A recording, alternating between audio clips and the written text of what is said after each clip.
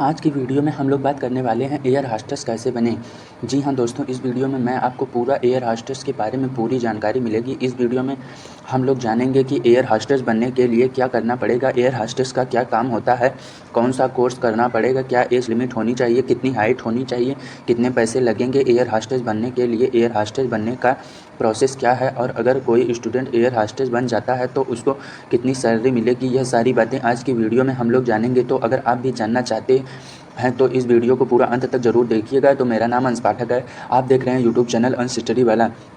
तो air hostess का काम क्या होता है, वैसे तो लगभग सभी को पता ही होगा, लेकिन फिर भी मैं आपको बता देता हूँ। जब भी हम लोग प्लेन में जर्नी करते हैं तो पैसेंजर की देखरेख के लिए, उनका ख्याल रखने के लिए, उनको कोई प्रॉब्लम ना हो, इन्हीं सभी बातों की रिस्पॉन्सिबिलिटी एयर हॉस्टेस की होती है। आइए अब हम लोग जान लेते हैं कि एयर हॉस्टेस बनने के लिए क्या क्वालिफ़िकेशन क्या होनी चाहिए।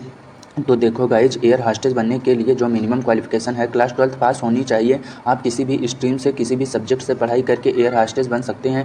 अगर हम लोग बात कर लें कि कितने परसेंटेज मार्क होने चाहिए, इसका भी कोई क्राइटेरिया नहीं, लेकिन अगर आपके 50% मार्क हैं तो भी बहुत अच्छी बात है। कुछ एयरलाइंस ऐसी भी हैं जो ग्रेजुएशन के बाद भी सिलेक्शन लेती हैं, और कुछ ऐसी भी हैं जो क्लास 10th के बाद भी सिलेक्शन लेती हैं। लेकिन दोस्तों, मिनिमम क्वालिफिकेशन क्लास 12th होनी ही चाहिए। अब हम लोग बात कर लेते हैं एज लिमिट की। एज लिमिट क्या होनी चाहिए, तो देखो गाइज, अगर आपको एयर हॉस्टेस बनना है तो जो आपकी एज लिमिट है 18 से 27 वर्ष के बीच होनी चाहिए। एक और चीज़ जो बहुत सारे स्टूडेंट के मन में डाउट होता है कि क्या लड़के एयर हॉस्टेस बन सकते हैं, तो देखो गाइज, लड़के भी बन सकते हैं, लड़कियां भी बन सकती हैं। बस फ़र्क यह होता है कि जो लड़कियां होती हैं उनको एयर हॉस्टेस बोला जाता है, और जो लड़के होते हैं उनको केबिन क्रू बोला जाता है। लड़के और लड़कियां दोनों बन सकते हैं। अब हम लोग बात कर लेते हैं कितनी हाइट होनी चाहिए। तो देखो गाइज, वैसे तो सभी एयरलाइंस में थोड़ा बहुत चेंजेस होते रहते हैं, लेकिन जो ज़्यादातर एयरलाइन में होता है 5 फुट 2 इंच 5 फुट 4 इंच तक आपकी हाइट होनी चाहिए।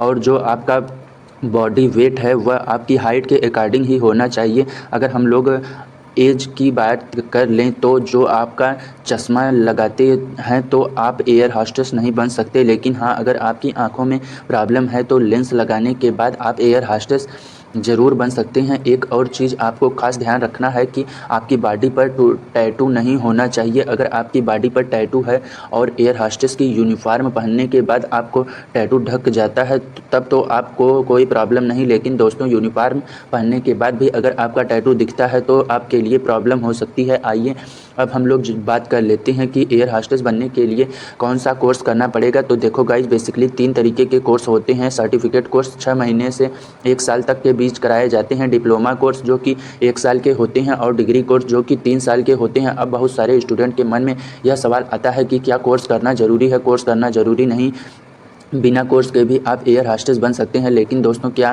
क्या है ना कि आज के टाइम में कंपटीशन बहुत ज़्यादा है। चाहे किसी भी फील्ड की बात कर लें, ज़्यादा कंपटीशन होने की से आपको अपनी तैयारी बहुत ज़्यादा अच्छी करनी है, तभी आपका फाइनल सिलेक्शन हो पाएगा। तो कोर्स इसलिए किया जाता है ताकि आपकी तैयारी उस लेवल की हो सके कि जब भी वैकेंसी है आए तो आप दोस्तों, आप पूरी तरीके से वेल प्रिपेयर हो और आपके सिलेक्शन के चांस बढ़ जाएं।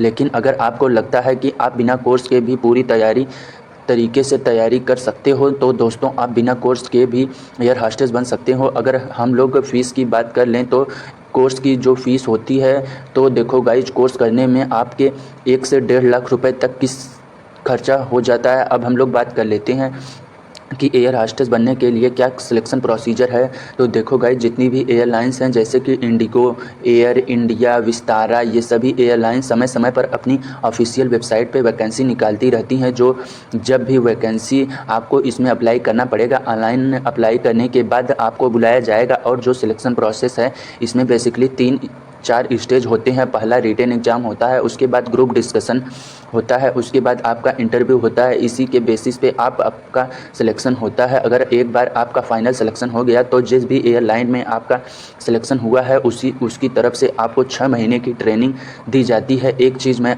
यहाँ पे बिल्कुल बोलना चाहूँगा, जब भी आप ऑनलाइन अप्लाई करो या फिर किसी भी कोर्स को करने के लिए जाओ तो सबसे पहले उसके बारे में पूरी तरीके से जानकारी प्राप्त कर लें, क्योंकि दोस्तों, इसमें बहुत सारे फेक होते हैं और आपका नुकसान भी हो सकता है, आपके पैसे का नुकसान हो सकता है। तो कुछ भी करने से पहले आप उसको 2 बार चेक कर लीजिए।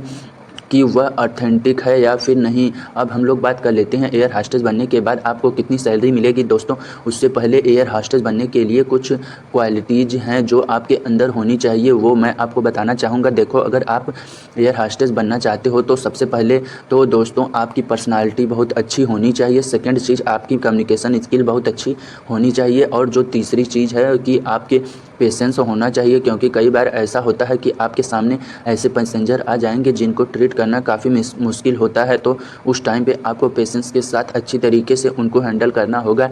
एक और चीज़, आपको इंग्लिश आनी चाहिए। अब बहुत सारे स्टूडेंट को लगता है कि क्या मुझे इंग्लिश नहीं आती तो क्या मैं एयर होस्टेस नहीं बन सकती।